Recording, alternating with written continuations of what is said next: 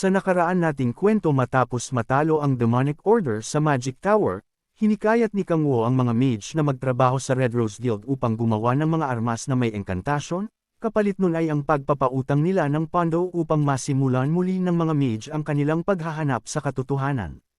Humingi ng paumanhin ang ating bida dahil wala siyang agarang mapagkukunan ng pera para gamitin ng mga salamangkero, ngunit saad ni Kadka na sapat na sa kanilang may pahiram ang bangko. Inamin naman ni Kang Wu na may suliranin din ang third-grade financial bank sa katinanong sa tatlo kung pamilyar ba sila sa interes. Batid naman ito ni Kadka kaya't hindi na nahirapan pa ang ating bida na ipaliwanag sa kanila ang kalakaran sa pagpapahiram. Sinabi ni Kang Wu na ang third-grade financial bank ay makakapagbibigay sa kanila ng malaking pera, ngunit kaakibat nun ay malaking interes na aabot sa 24% ng utang kada buwan at bawat buwang walang bayad ay may dagdag pang 24%. Hindi na halos pinakinggan ni Kadka ang iba pang sinabi ni Kang Wu, dahil ang mahalaga sa kanya ay magkaroon ng pondo upang masimulan muli ang kanilang pananaliksik.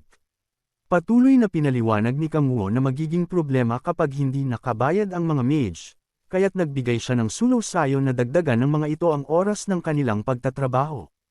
Hindi naman masasayang ang karagdagang oras na ito dahil kaakibat nun ang dagdag ding bayad. Pagkarinig nun napaisip ang tatlo saka sinabi kay Kang Wu na bigyan sila nito ng oras na makapag-isip.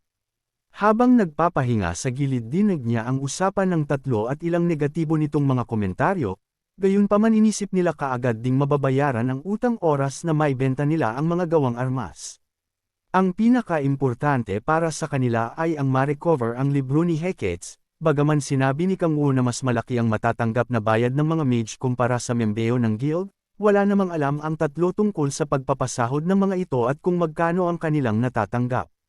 Sa kalkulasyon ni Kadka 6 na oras ang karaniwang pagtatrabaho ng mga ito at kasama ang overtime maaari silang magtrabaho ng hanggang 8 oras. Ngunit kung ganun ang kanilang gagawin hindi na sila makakapaglaan ng oras sa kanilang pananaliksik. Sinabi naman ng isa na maaari nilang gawin iyon sa araw ng pahinga. Tumatawa pa nilang saad na mas mainam na ang kanilang sitwasyon kumpara noong kinokontrol sila ng mga demon. Matapos mag-usap sinabi ni Kadka na tinatanggap nila ang alok ni Kang Wu, natutuwang saad naman ni Kang Wu na kaagad nilang ibibigay ang research fund na nais ng mga ito oras na dumating sa Korea. Inabot ni Kadka ang kamay upang magpasalamat kay Kang Wu saad pa niya na hindi niya makakalimutan kahit kailan ang tulong ng ating bida. Malademonyong napangisi naman si Kang Wu at kinamayan ang matanda, sabay sabing magtulungan sila para sa kapayapaan ng daigdig. Hindi nagtagal itinayo ang Magic Factory Goods ng mga Guardian sa Korea, dito ginagawa ang mga armas na may engkantasyon at puno ng mahikang pangdepensa. Mabilis na naipamahagi ang mga nasabing armas sa membro ng Guardian, dahilan upang mas makilala at umangat ang kanilang level. Sa isang banda na wala ng balanse si Kadka at Natamba sa kinatatayuan sa sobrang pagod, kaagad naman siyang sinaklolohan ng ibang mage at itinayo. Halata ang matinding pagod sa mata ng matanda ngunit ang tanging nasambit lang niya ay kailangan pa nila ng mas maraming armas, dahil kung hindi ay mas tataas pa ang interes na ipapataw sa kanila. Sa gitna yun pumasok si Kang Wu sa silid at nakangiting binati ang mga salamangkero, sa galit ay pinagmumura siya ni Kadka at tinawag na bastardo, ngunit katwiran ni Kang Wu na si Kadka ang pumirma ng papel at hindi siya.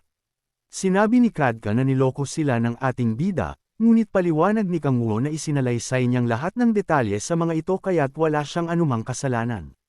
Sa galit ni Kadka patakbo niyang sinugod ang ating bida, ngunit baliwala siyang hinawakan ni Kang Wu sa leeg at sinalo.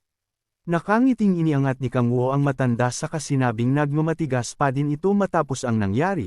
Saad pa niya na imbis na mag-aksaya ng mana sa walang kabuluhan gamitin na lang ito ng matanda sa paglikha ng mga armas.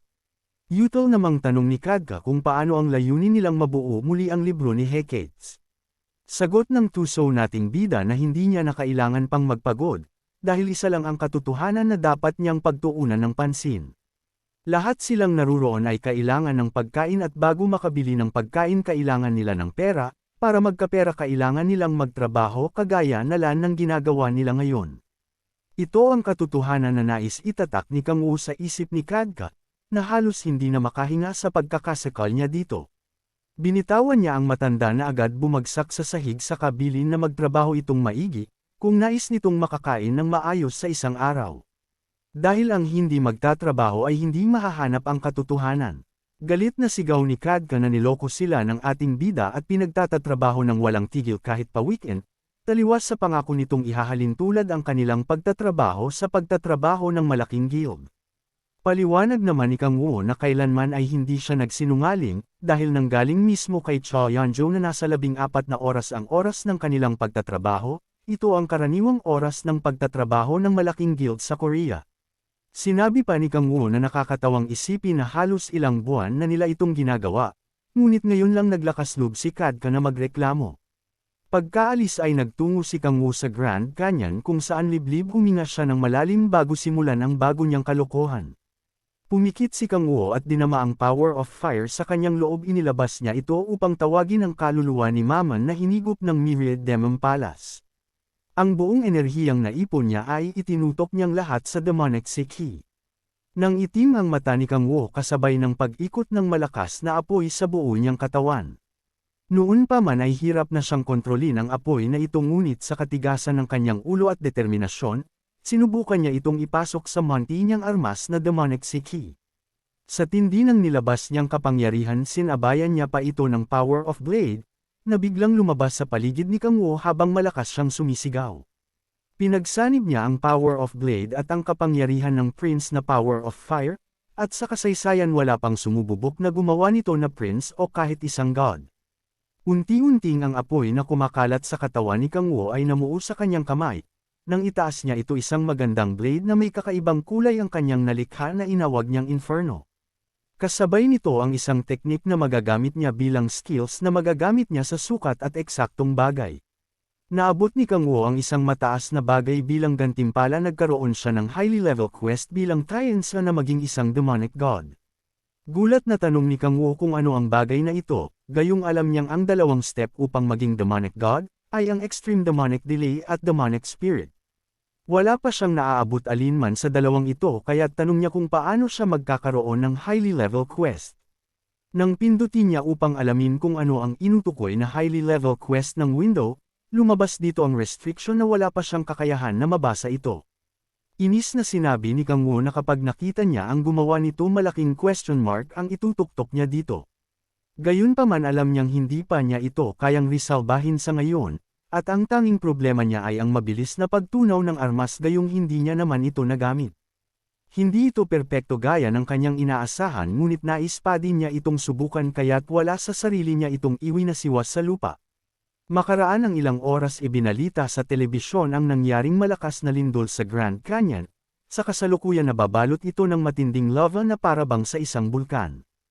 Ayon sa mga scientists, ang pangyayaring ito ay hindi pangkaraniwan kundi likha ng malakas na magic. Sa kasalukuyan ay iniimbestigahan ng Guardian dahil sa pangyayaring iyon. Pinatay naman ni Lilith ang TV saka nakangising Neil Ingan ang ating bida, pang-Oscar niyang binati ang nakahiga at nakabentang si Kang Woo dahil sa paglabas sa TV ng kanyang kagagawan.